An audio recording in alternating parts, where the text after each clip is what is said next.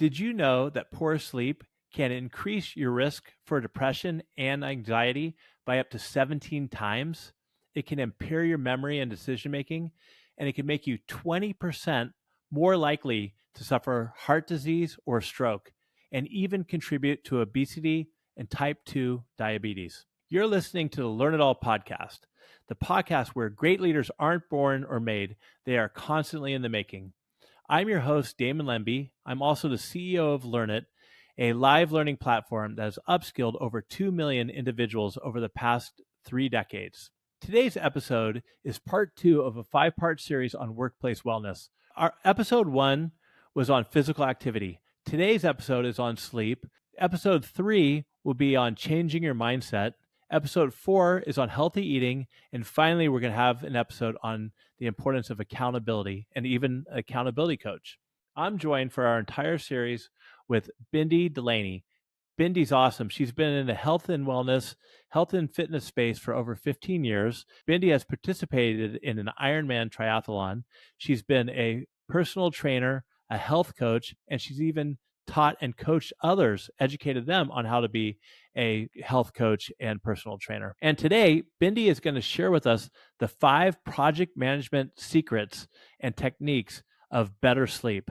Bindi, welcome to the show. Hi, Damon. Thanks so much for having me back. I'm excited to be here today and talk about how we can all sleep better. But first, before we sort of get into those tips, and you're probably all wondering the project management tips of sleeping, but I wanted to talk a little bit about sleep because it's something that is so forgotten sometimes, right? We kind of put sleep on the backbench, right? And I can't talk very well because I have a toddler and I have not really slept well for 2 years. So my story is not a good one. But everybody actually has sleep challenges. And it's normal for you to have a sleep disturbance, whether it's not getting to sleep or not staying asleep or waking up. It's actually normal every 3 to 5 days to have some kind of sleep challenge. But sleeping poorly, like every now and then, is pretty normal. But some of us do have those sort of sleep woes that go on and on and on and on, whether it's overactive mind at night, toddlers and pets in your bed, right? There's so many things that do challenge our sleep. What about yourself? Are you a good sleeper? How do you feel with sleep? Well, great question. First of all, I understand how important sleep is, and I've struggled with it big time. One thing that's really helped me, and I'm happy to share this, is I got on a CPAP about 6 months ago. I was diagnosed with sleep apnea, and I avoided it for such a long time. But once I got on it, and once I was able to learn how to use it, it's incredibly helped my sleep. So that's a positive. For me, the challenge is that, yes, I have a wife who's a light sleeper, so she wakes up easy. I've got young kids running around and also an elderly dog. So it's sleep is intermittent, unfortunately, but I'm trying to get better. How about you? Yeah. You've heard my toddler is my main problem. I need to teach him to be a better sleeper so I can get some sleep. But I'm similar to your wife. I'm a really light sleeper. I have to wear earplugs every night. I think I've worn earplugs for the past 20 plus years. Any noise disturbs me. And then once I'm awake, then the mind starts. And then I'm planning and I'm listing and I'm worrying and you name it, the mind is going into overactive drive. So the thing with sleep is that you really have to sort of dive deep into uncovering what might be going on for you, because there's lots of things happening that might be challenging your sleep. It could be something as simple as like turning the lights darker and using blackout curtains, or it could go even more challenging, like you said, with sleep apnea and a diagnosis and a process in place. So there's lots of different ways that sleep can go. But you're probably asking, well, how does project management work in with that, right? Mm-hmm. So let me give you an example. The point of project management is to plan, to manage the project, right, successfully, and to complete your goals and deliverables. Right? You identify and you manage different risks, different resources, and even stakeholders. So if you think about project management and you think, okay, well, one of the tips might be we've got to focus on one task at a time. Right? That's a really good tip for sleep challenges. Right? If you try to change too many things at once, it's going to be challenging. right? You've probably all heard, no devices before bed. Start dimming your lights, right? Get an eye mask, make it dark out, make the temperature cool. If you start going too much at once, it becomes too much to change. And so you got to focus in on one thing. Try one thing first and one change first. So that's the first one. What's a low hanging fruit that you'd recommend for our listeners and me to try? Sure. Well, that would be number 2, which is identify your peak productivity hours. Right. So in a project, you should be identifying where are you most productive. So for yourself, you should actually, first step, identify when you're having your best sleep and start your wind down if you can before then. So, for example, my mother-in-law always tells me I always fall on asleep on the couch at 8 p.m. I'm like, well, when are you going to bed? She's not 8 p.m. Like, okay, well, maybe your body's trying to tell you, right? 8 p.m. is my sleep time, and maybe just try it out. Right? Do it multiple times, see what you can do about winding down before 8 p.m. and maybe try, like for her, going to bed a little bit earlier because her body's telling her that that's her sleep productivity time, right? That's when she needs to go to sleep.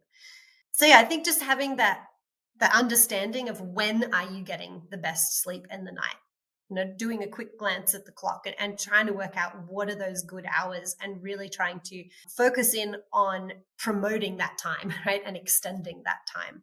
I don't have what I was saying is I don't have an Apple Watch or anything like that. But is that if somebody does have an app or something like that, does that help you understand when you're in? Again, I'm not very technical on this, but when you're in REM sleep or something like that.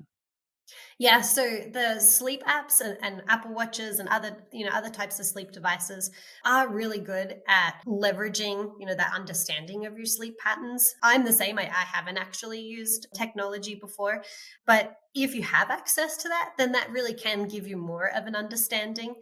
For myself, I more just listen to my body and sort of think about, okay, if you really are starting to get tired at a certain time of night, kind of checking in on that pattern.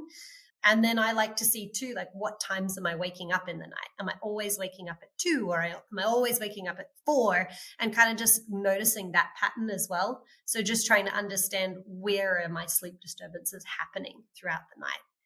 And that kind of leads into one of the other project management tips, right? You've geared it up here is, can you leverage any technology, right? And if you are doing project management, you might be leveraging technology that's helping you set reminders for routines, right? That could be something that you could even do without sleep technology that's watching your sleep all night, right? It could be something as simple as a routine of setting a reminder to start doing something that you want to do, like dimming the lights, or you've all heard getting off your devices at least an hour before bed. Right. So using maybe a technology app or maybe even just the alarm setting to start kicking you off in that direction. Interesting. What do you personally do? For myself, I try to get off devices. That's my main one. I think that's the trickiest one for most people because we use TV and television as a wind down at the end of the night, or we're maybe still checking things on our phones. So for myself, I do have an alarm to try and check in on turning those things off and trying to switch it out with some other kind of activity, whether it's reading a book or even just sitting on the couch and listening to music so that I don't have that backlit screen is something that I like to try. Yeah, and I've heard, again, I don't know the study behind this, but blue light is really bad, right? When it comes to going to sleep. Doesn't that disrupt your sleep? Yeah, so really blue light and any kind of light, if you have quite bright lights in your room, in your kitchen or in your lounge room, bright lights coming out of the television as well, all of that interrupts your sleep cycle. And it stops the hormone balance that your body's trying to do. So your body is always trying to balance this sort of melatonin production, which is that hormone trying to put you to sleep, and then the cortisol production, which is the hormone trying to wake you back up. Right? So your body's trying to balance this, and when we use artificial lighting late at night, our body gets a little bit confused on when is the right time to start pushing that melatonin in our bodies. It's naturally occurring. which is another tip that comes up in project management, right? Is minimizing distractions during complex tasks. If you're project managing and you've got, lots of distractions going on, you got to turn those things off so you can really focus in on something complex.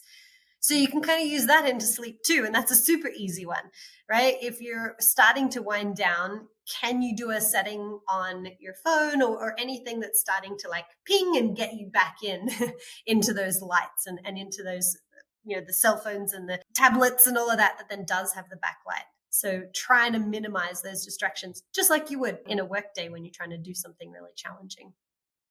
Interesting.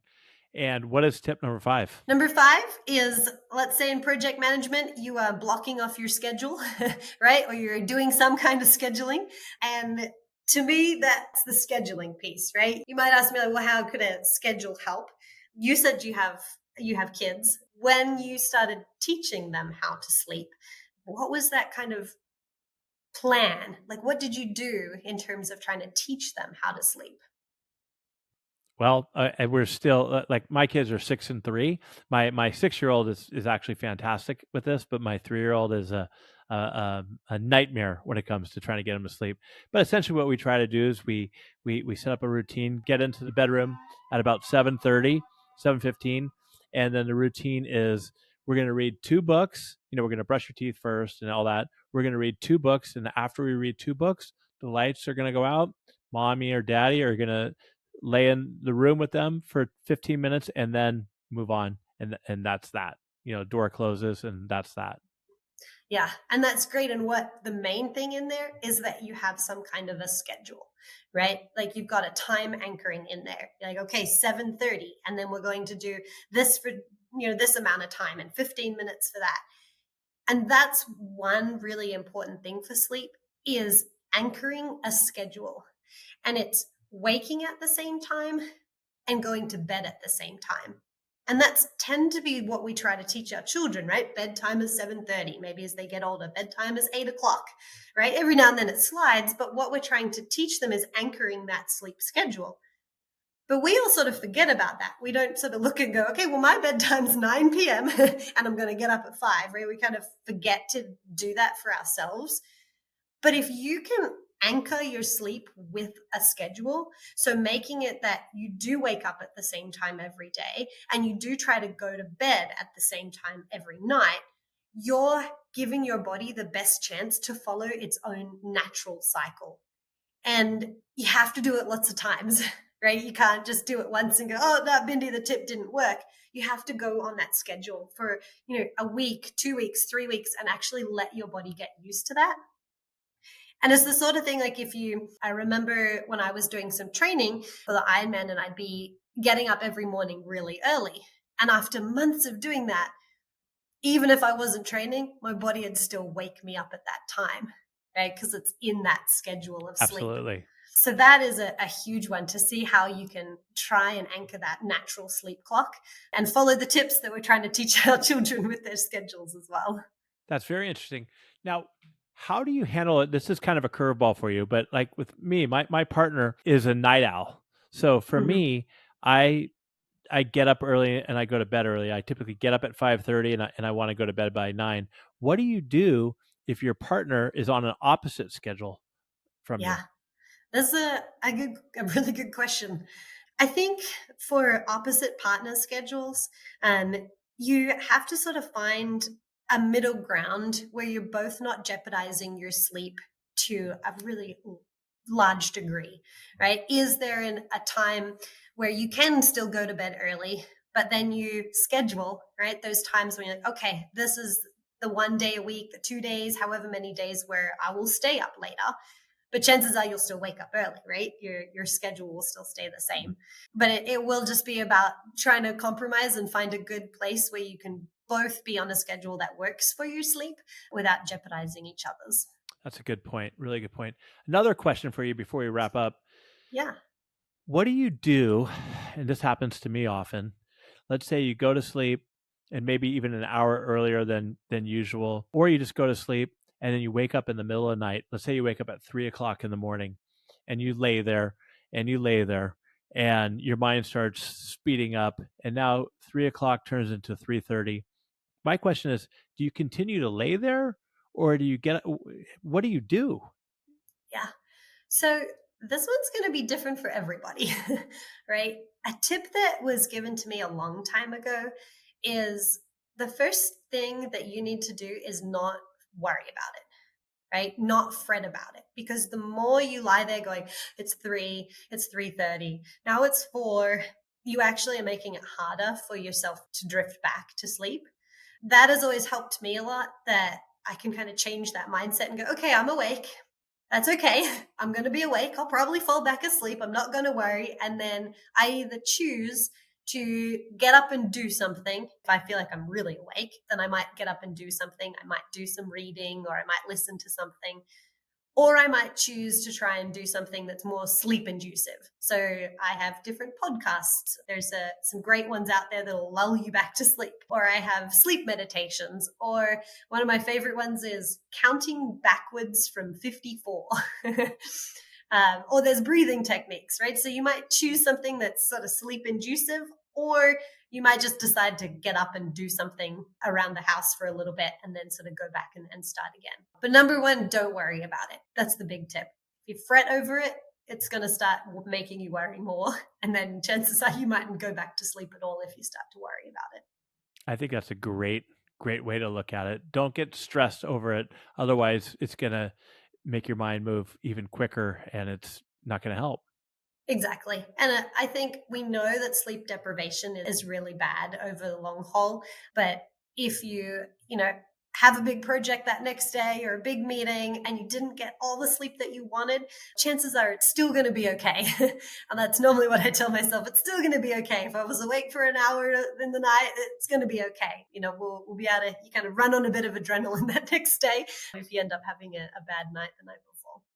And one more question, is the target 8 hours or is 7 hours okay?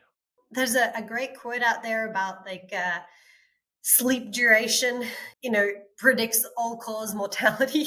It's a pretty morbid quote, but the amount of hours of sleep that you get, it's definitely more is better, right? Not more being 12 or 14, but 7, 8, 9, if you can kind of get that anchoring of that constant sleep duration. I have had people ask me before, well, what if I get 3 and then I get 3 and then I get 4? Right? That duration is all together connected without wakes. But I think without focusing on the duration of the time, I'll still cycle back to, I think you really need to first look at how can you set that schedule? How can you go to bed at the same time and wake at the same time, and start teaching your body that first before you focus on how many hours. I think that's a better angle to take before you get stuck in numbers. That's great. So, Bindi, can you recap for us the 5 steps? Yeah, of course. So your best project, right? You're going to focus on one task at a time. So pick that one sleep thing that's coming up for you that's a challenge, and focus on that first. Look at your peak productivity hours, i.e., when are you sleeping the best? Listen to your body and have a look at how you can start to build that schedule around your best sleep.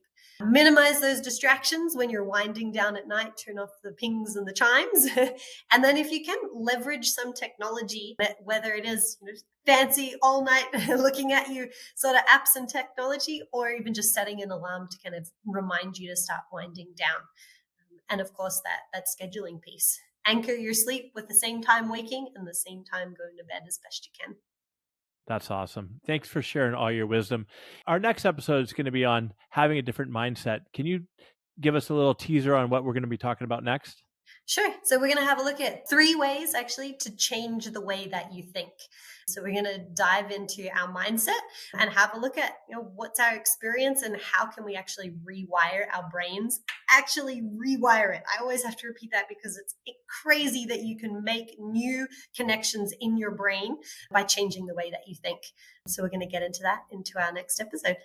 Thanks, Bindi. You're awesome.